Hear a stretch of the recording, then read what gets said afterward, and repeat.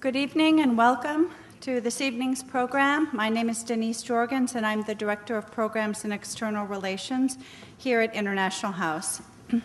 Tonight's program is part of our World Beyond the Headlines series, which is a collaborative project with the University of Chicago Center for International Studies, the Chicago Council on Global Affairs, and the Seminary Co-op bookstores. This program is funded in part by the McCormick Tribune Foundation. Tonight's program, we are pleased to welcome Professor Martha Nussbaum. Professor Nussbaum is the Ernst Freund Distinguished Service Professor of Law and Ethics at the University of Chicago. She's going to be speaking to us tonight on her latest book, The Clash Within: Democracy, Religious Violence, and India's Future.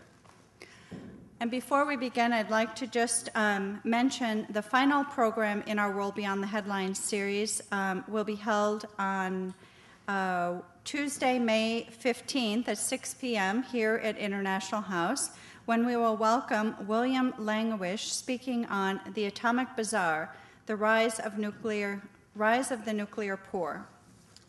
And finally, I'd like to please be aware that today's event is being audio and video recorded for broadcast on the web.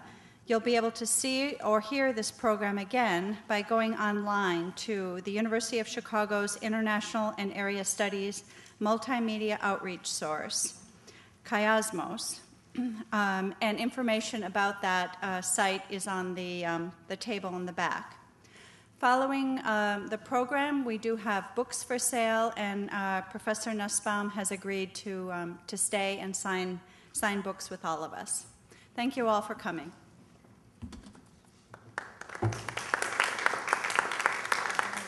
Thank you all for coming. And I'm a philosopher, and for many years I've been working on the ethical foundations of international development. And in a research project with Amartya Sen, we've tried to work out what's now known as the human development approach, or also known as the capability approach to development, which is an attempt to replace the dominant emphasis on measuring development by GNP per capita with a more humanistic and multi-valued approach. So that's what led me to India.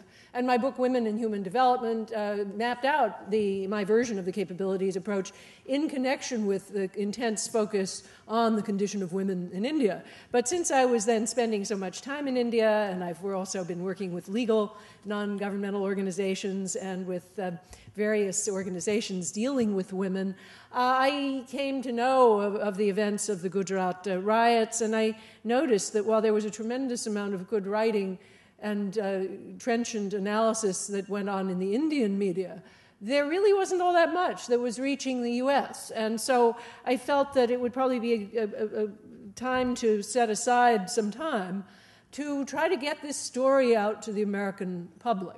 And so that is what led to the production of this book. And at first I thought really what I'm doing is I'm a loudspeaker for the voices in India who have been writing about this but who just don't get listened to in America.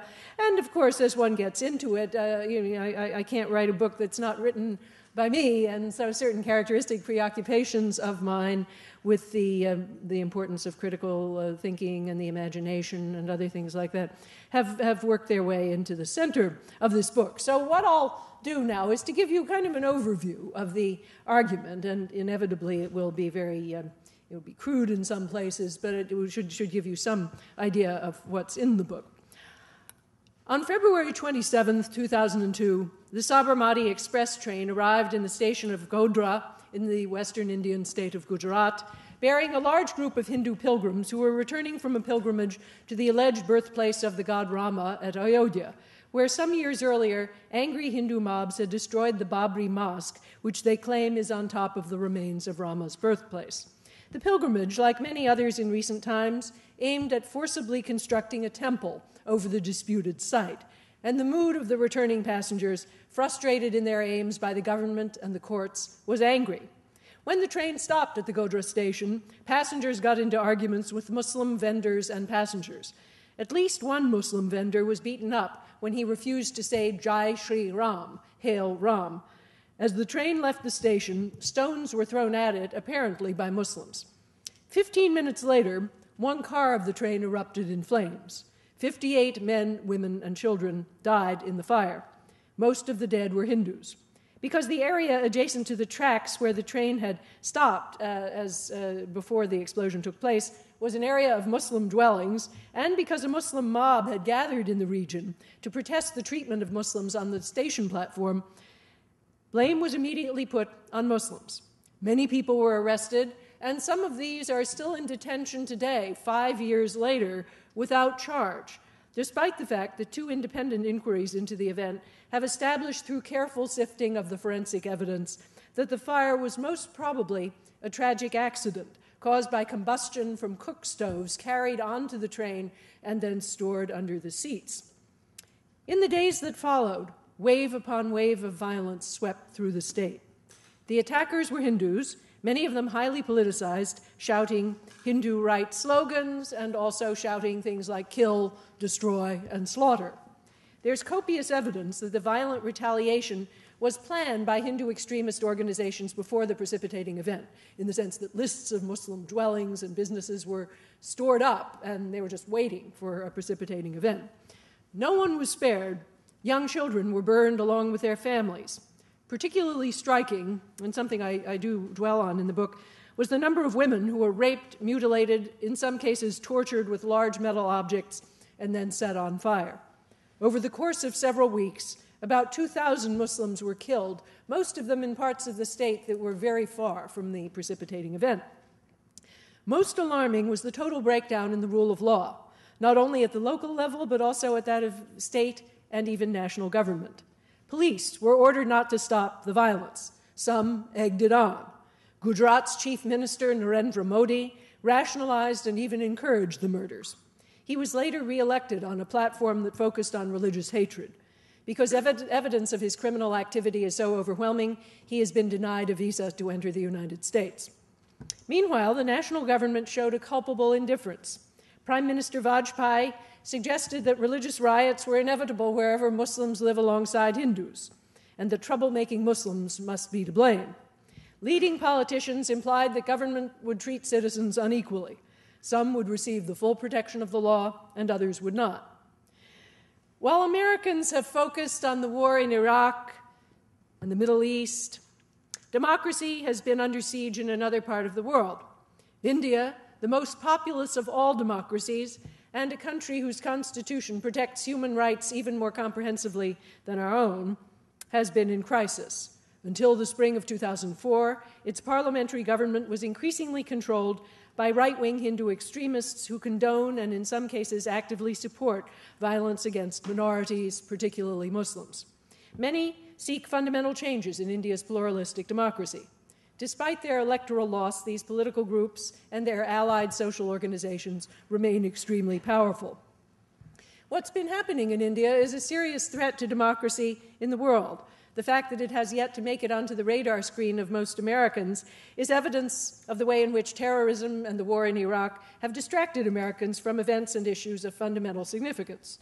If we really want to understand the impact of religious nationalism on democratic values, India currently provides a troubling example, and one without which any understanding of the general phenomenon is dangerously incomplete.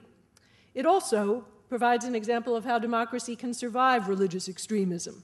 In May 2004, the voters of India went to the polls in large numbers. Contrary to all predictions, they gave the Hindu right a resounding defeat. In my book, I use the case of Gujarat as a lens through which to conduct a critical examination of the influential thesis of the so-called clash of civilizations, made famous by Samuel Huntington.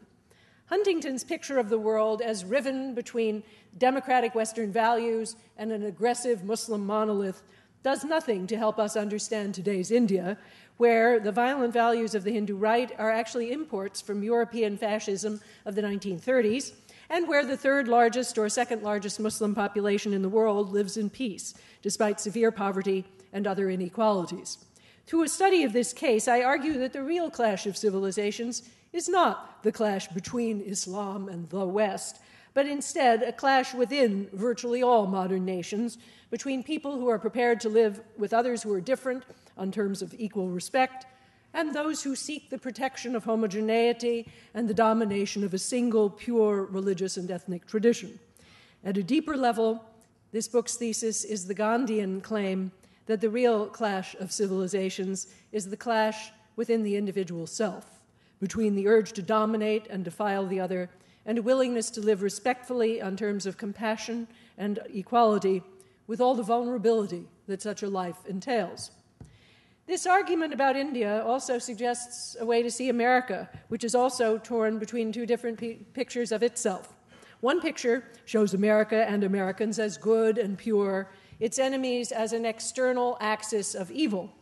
The other picture, the fruit of internal self-criticism, shows America to itself as complex and flawed, torn between forces bent on control and hierarchy and forces that promote democratic equality. At a deeper level, what I've called the Gandhian level, my internal clash picture shows Americans to themselves as people, each of whom is capable of both respect and aggression, both democratic mutuality and anxious domination. As George Kennan wrote shortly after World War II, "I wish I could believe that the human impulses which give rise to the nightmares of totalitarianism were ones which Providence had allocated only to other peoples, and to which the American people had been graciously left immune. Unfortunately, I know this is not true. The fact of the matter is that there is a little bit of the totalitarian buried somewhere way down deep in each and every one of us." According to the Huntington thesis, each civilization has its own rather unitary view of life, and Hinduism counts as a distinct civilization. If we investigate the history of the Hindu right, however, we see a very different story. Traditional Hinduism was decentralized, plural, and highly tolerant, so much so that the vision of a unitary, pure Hinduism that could provide the new nation with an aggressive ideology of homogeneity could not be found in India at all. The founders of the Hindu right had to import it from Europe. Today, European fascism is seated right at the heart of what parades, in some quarters at least, as Hindu civilization. The Hindu right's view of history is a simple one. Like all simple tales, it's largely a fabrication, but its importance to the movement may be seen in the intensity with which its members go after scholars, including some at this university, who present a more nuanced and accurate picture. Here's how the story goes. Once there lived in the Indus Valley a pure and peaceful people. They spoke Vedic Sanskrit, language revealed as that of the gods when the immortal Vedas were given to humanity. They had a rich material culture, well suited to sustain their prosperous life. Their realm was vast, stretching from Kashmir in the north to Ceylon in the south. And yet they saw unity and solidarity in their shared ways of life, calling themselves Hindus and their land Hindustan. No class divisions troubled them, nor was caste a painful source of division. The condition of women was excellent. This peaceful condition went on for many centuries. Although from time to time marauders made their appearance at this people's doorstep, for example, the Huns, they were quickly dispatched because this people was aggressive when it needed to be. Suddenly, unprovoked, invading Muslims put an end to all that. The early medieval period saw brief incursions by Muslims bent on the destruction of Hindu temples. These, however, proved short-lived. Disaster struck with a heavier hand, however, when Babur swept through the north of Hindustan early in the 16th century, vandalizing Hindu temples, stealing sacred objects, building mosques over temple ruins. For 200 years, Hindus lived at the mercy of the marauders until the Maharashtrian hero Shivaji rose up against the aliens and drove them back, restoring the Hindu kingdom. His success, however, was all too brief. Soon, the British East India Company and then the British themselves took up where Babur and his progeny had left off. What is wrong with this picture? Well, for a start, the people who spoke Sanskrit almost certainly migrated into the subcontinent from outside, finding indigenous people there, probably the ancestors of the Dravidian peoples of South India. Hindus are no more indigenous than Muslims. Second, it leaves out problems in early Hindu society. The problem of caste, which both Gandhi and Tagore took to be the central social problem facing India, and problems of class and gender inequality. When historians describe these problems, they call them Marxists, as though that label by itself invalidated the argument. Third, it leaves out large regional differences within Hinduism, and hostilities associated with these. I mean, we know that temples were vandalized also by rival Hindu factions. Fourth, it omits the evidence of peaceful coexistence and syncretism between Hindus and Muslims for a great deal of the Mughal Empire, including Akbar's well-known policies of religious toleration. Muslims are nothing but bad and aggressive. In the Hindu right version of history, a persistent theme is that of humiliated masculinity. According to the received story, Hindus have been subordinate for centuries and their masculinity insulted, in part because they have not been willing to be aggressive enough. Even while the violence of the conquerors is decried, Hindu males are encouraged to emulate that aggressive and warlike demeanor. Rabindranath Tagore, deeply perceptive here as always, represents his Hindu nationalist anti-hero in the novel The Home and the World, written in 1916, as wishing he could seize the woman he desires by force and rape her, but finds himself unable to do so. He blames this inability on his Hindu heritage and wishes for a different nature. He says that there are two different sorts of music, the Hindu flute and the British military band. He wishes that he could hear in his blood the sound of the military band rather than that disturbingly non-aggressive flute.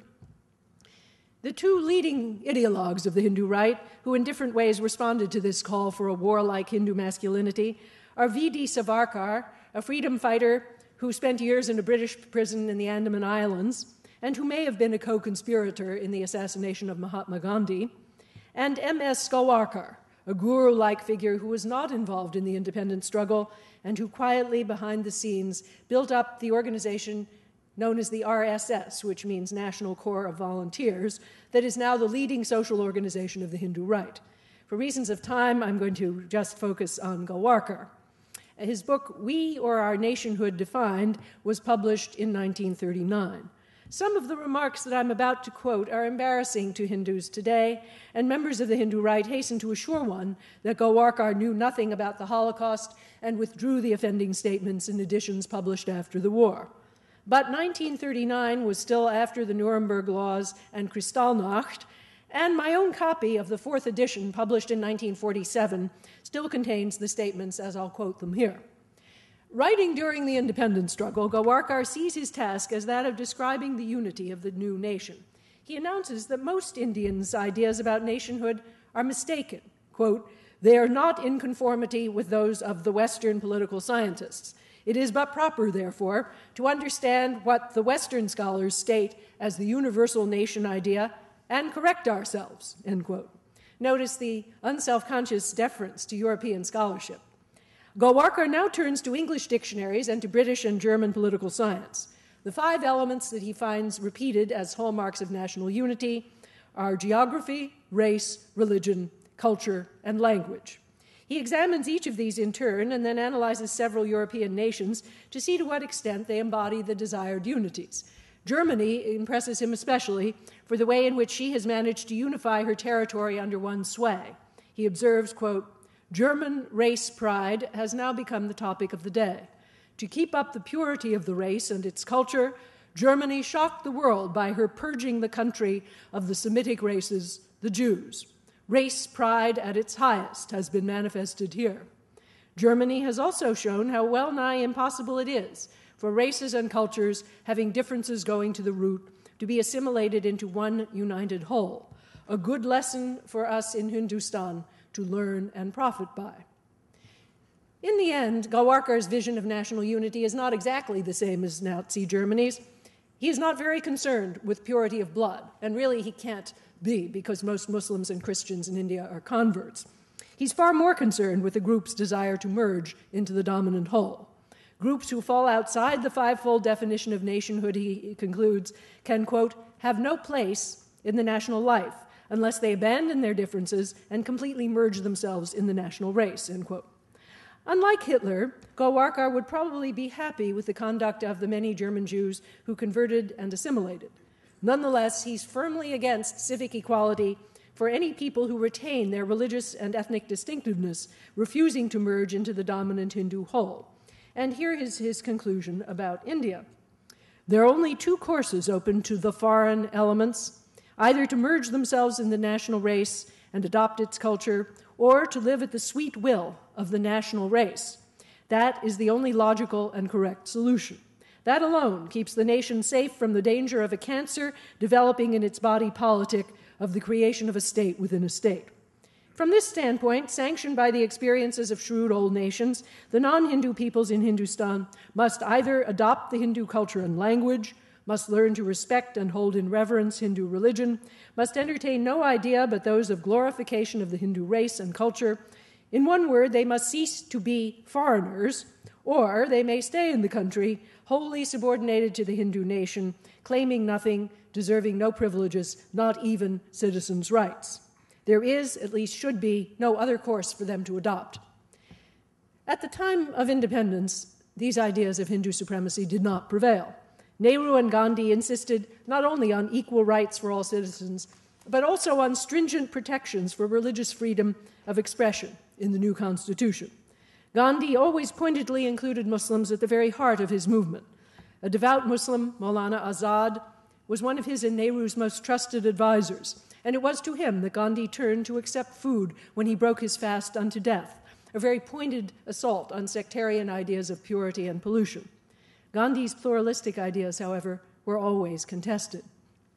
On January 30th, 1948, Gandhi was shot at point-blank range by Nathuram Godse, who edited a newspaper called Hindu Rashtra, or Hindu Nation. Godse had left RSS because it seemed to him not political enough. Another group called the Hindu Mahasabha, which was a political party, seemed more congenial. He had long had a close relationship with Savarkar, who was at that time the head of the Hindu Mahasabha. He wrote to him in a letter as follows: "Since the time you were released from your internment at Ratnagiri, a divine fire has kindled in the minds of those groups who profess that Hindustan is for the Hindus." At his sentencing on November 8, 1949, Godse read a book-length statement of self-explanation justifying the assassination for posterity. He argues first that Gandhi's pacifism undermines the culture of manliness that the new nation ought to have. Second, the inclusion of Muslims as equal citizens is also disastrous. Because Gandhi is so charismatic, he argues, the only way to stop him is by killing him. Nehru believed that the murder of Gandhi was part of what he called a fairly widespread conspiracy on the part of the Hindu right to seize power. He saw the situation as analogous to that of Europe on the eve of the fascist takeovers, and he called the RSS, quote, a private army proceeding along the strictest Nazi lines, end quote. For reasons of time, we must now fast forward to recent years. Although illegal for a time, the RSS eventually reemerged and quietly went to work, building a vast social network consisting largely of groups for young boys called branches, or shakas, which, through clever use of games and songs, indoctrinate the young into the confrontational and Hindu supremacist ideology of the organization. The idea of total obedience and the abnegation of the critical faculties is at the core of this solidaristic movement.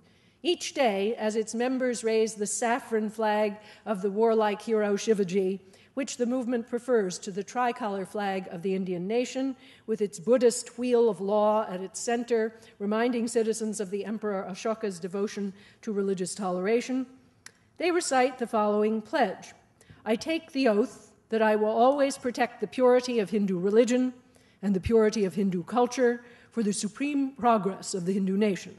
I have become a component of the RSS.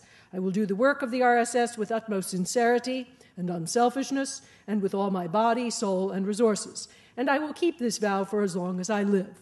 Victory to Mother India. The organization also makes clever use of modern media. A TV version of the classical epic Ramayana in the late 1980s fascinated viewers all over India with its endlessly serialized and quite concocted tale of a unitary Hinduism dedicated to the single-minded worship of the god Rama and his birthplace at Ayodhya. As a result of this propaganda, in 1992, Hindu mobs, egged on by members of the associated political party, the BJP, destroyed a mosque at Ayodhya that they say covers Rama's birthplace.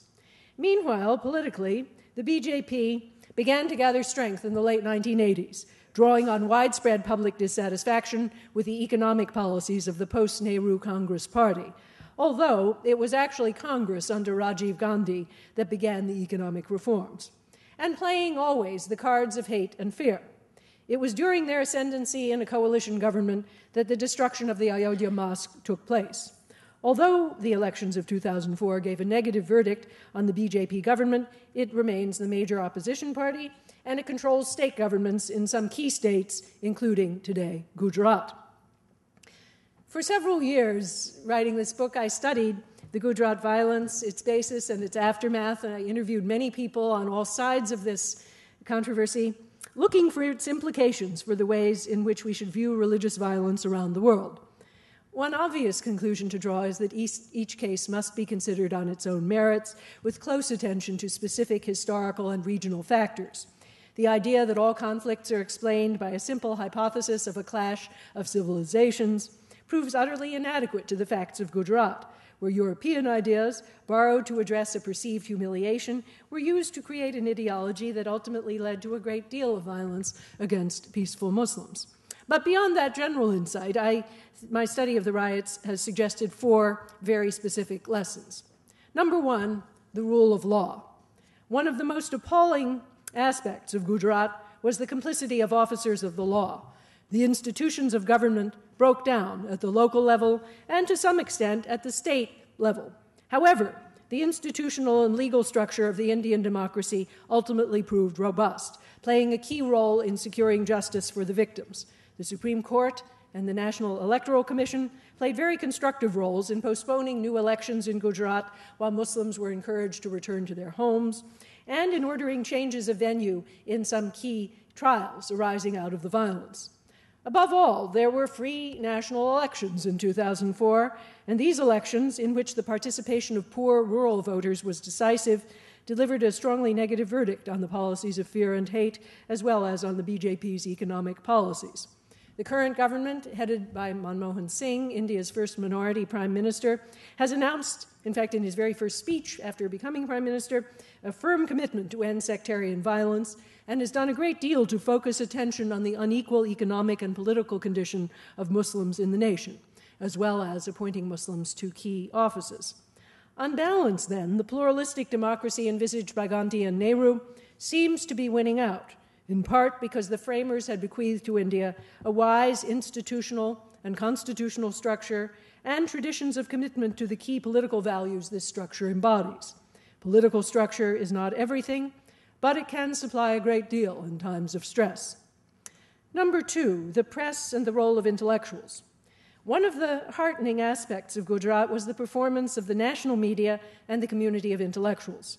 Both the print media and television kept up unceasing pressure to document and investigate the riots, and the role of key government officials was documented beyond doubt.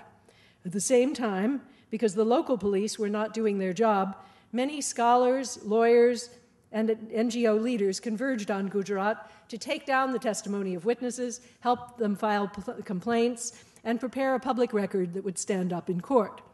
The intellectual community has easier access to the national press in India than in the US, in part thanks to the somewhat greater financial independence of the national media. And these intellectuals seized the opportunity, producing a wonderful outpouring of trenchant and high-quality analysis. We can see here documentation of something long ago observed by my collaborator Amartya Sen in the context of famines, namely the crucial role of a free press in supporting democratic institutions. And we can study here what freedom really means. I would argue that it requires a certain absence of top-down corporate control over the media and an easy access to the major media on the part of intellectual voices from a wide range of backgrounds. We in the US should take note. Third, education, the importance of critical thinking and imagination. Now we move to warning signs for the future, areas in which I think the Indian democracy is currently weak and vulnerable. The government schools of the state of Gujarat are famous for their complete lack of critical thinking, their exclusive emphasis on rote learning and the uncritical learning of marketable skills, and the elements of fascist propaganda that easily creep in when critical thinking is not cultivated. It's well known that Hitler is presented as a hero in history textbooks in that state, and nationwide public protest has not yet led to any change.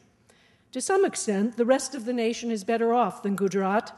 National-level textbooks that were really very ideological and false under the BJP, have now been rewritten to take out the false view of history loved by the Hindu right and to substitute a much more nuanced view.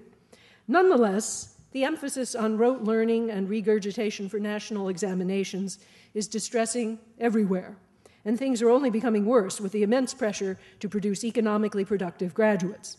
The educational culture of India used to contain amazingly strong and influential progressive voices, such as the great Tagore, who emphasized that all the skills in the world were useless and even baneful if not wielded by a cultivated imagination and refined critical faculties, and who then created one of the world's most influential progressive schools in Shantiniketan, which influenced progressive education in Europe and in America. Currently, these voices have been silenced in India by the demand for profitability in the global market. Parents' great pride is the admission of a child to the Indian Institutes of Technology and Management. They have contempt for the humanities and the arts.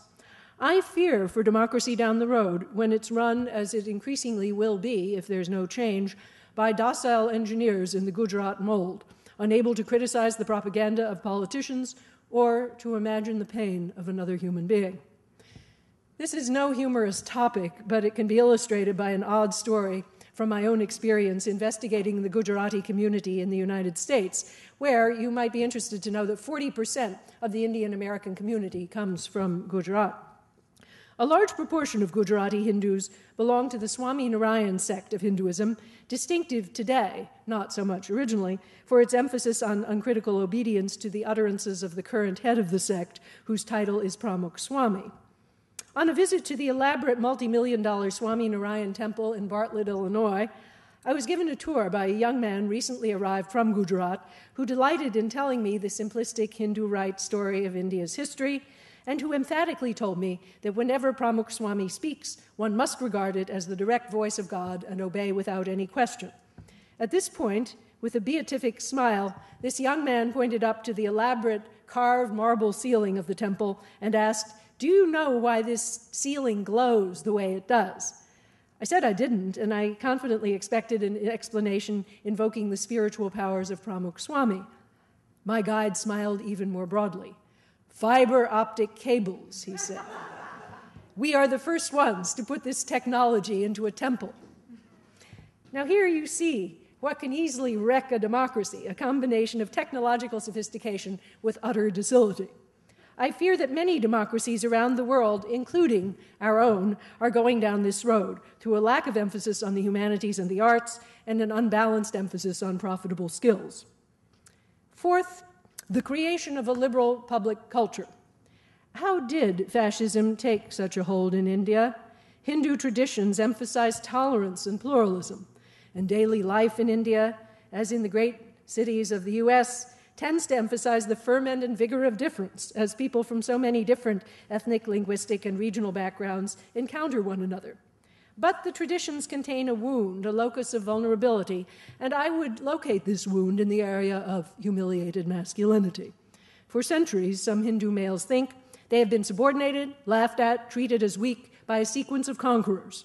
The fact that the British really did despise Hinduism as what Winston Churchill called a beastly religion surely made matters worse, as Hindus came to identify the sexual playfulness and sensuousness of their tradition with their own weakness and subjection. So, a repudiation of the sensuous and the cultivation of the masculinity, typified by Tagore's image of the British military band, came to seem the best way out of subjection.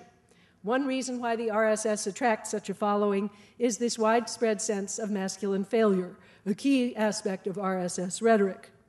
At the same time, the RSS filled a void, organizing at the grassroots level with great discipline and selflessness. The RSS is not just a fascist organization. It also provides needed social services, and it provides fun, luring boys in with the promise of a group life that has both more solidarity and more imagination than the tedious world of government schools. Golwalkar said that if he saw a peacock in his garden and wanted it to become his pet, he would feed it little bits of opium every day until it became addicted, and then it would come to his garden every day. Well, that, he then went on to say, is how the shakas work. By the lure of fun and games, they make boys obedient members of the organization. So what's needed is some counterforce, which would supply a public culture of pluralism with equally efficient grassroots organization and a public culture of masculinity that would contend against the appeal of the warlike and rapacious masculinity purveyed by the Hindu right. Gandhi understood this very well. During his lifetime, his powerful movement did purvey a counter-image to the images of domineering masculinity. He taught his followers that life's real struggle was a struggle within the self, against one's own need to dominate and one's fear of being vulnerable. He focused attention on sexuality as an arena in which domination plays itself out with pernicious effect, and he cultivated an androgynous maternal persona. I think that in some respects he went off the tracks in his suggestion that sexual relations are inherently scenes of domination and in his recommendation of asceticism as the only route to non-domination. Nonetheless, he saw the problem at its root, and he proposed a public culture that, while he lived, was sufficient to address it. His followers understood that being a real man does not mean emulating British aggressiveness and learning to bash others. It means having the courage not to bash others, to stand up to aggression with nothing but one's own naked human dignity around one. In the process, he won the respect of the entire world for India's traditions, conceived as he conceived them. In quite a different way, Rabindranath Tagore also created a counter-image of the Indian self, an image that was more sensuous, more joyful than that of Gandhi, but equally bent on renouncing the domination that Tagore saw as inherent in European nationalism. After Gandhi, however, this part of the pluralist program has languished. Much though he loved and admired both Gandhi and Tagore, Nehru had contempt for religion, and out of that contempt he neglected the cultivation of that which the radical religions of both men had supplied, images of who we are as citizens, symbolic connections to the roots of human vulnerability and openness, and the creation of a grassroots public culture around these symbols. Nehru was a great institution builder, but in thinking about the public culture of the new nation, his focus was always on economic, not cultural issues. Meanwhile, the RSS, which understands human psychology very well, goes to work unopposed in every state and region, skillfully plucking the strings of hate and fear. By now, pluralists generally realize that a mistake was made in leaving grassroots organization to the right, but it's very difficult to jumpstart a pluralist movement. The salient exception in my experience has been the women's movement, which has built very successfully at the grassroots level over the years with the regional knowledge, the mixture of economic and cultural incentives, and the respect for the imagination and the arts that such a movement requires. It's comforting for Americans to talk about the clash of civilizations. This thesis tells us that evil is outside, distant, other, and that we are perfectly all right as we are. All we need to do is remain ourselves and fight the good fight. But the case of Gujarat shows us that the world is very different from the world depicted in that comforting fable. The forces that assail democracy are internal to many, if not most, democratic nations, and they are not foreign. They're our own ideas and voices, meaning the voices of aggressive European nationalism refracted back against the original aggressor with the extra bile of resentment born of a long experience of domination and humiliation. All nations, then, Western and non-Western, need to examine themselves, looking for the roots of domination within and devising effective institutional and educational countermeasures.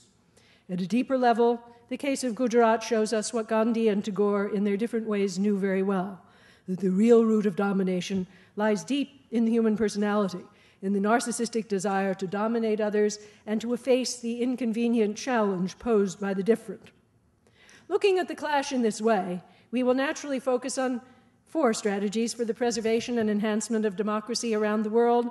First, on getting institutional structures that can remain firm against fascist challenges. Second, on bolstering the independence, including the economic independence of the press and the free speech of intellectuals. Third, creating educational institutions that teach the skills of critical thinking and imagining that are so crucial for the health of democracy. And finally, what Martin Luther King Jr. learned from Gandhi, creating a public culture of non-domination and equality that can inspire fearful human beings, for all of us are fearful, with the idea that comfort is to be found in mutual aid and reciprocity, not in the quick and dirty victory over an enemy onto whom we have all too conveniently projected our own fears. Thanks.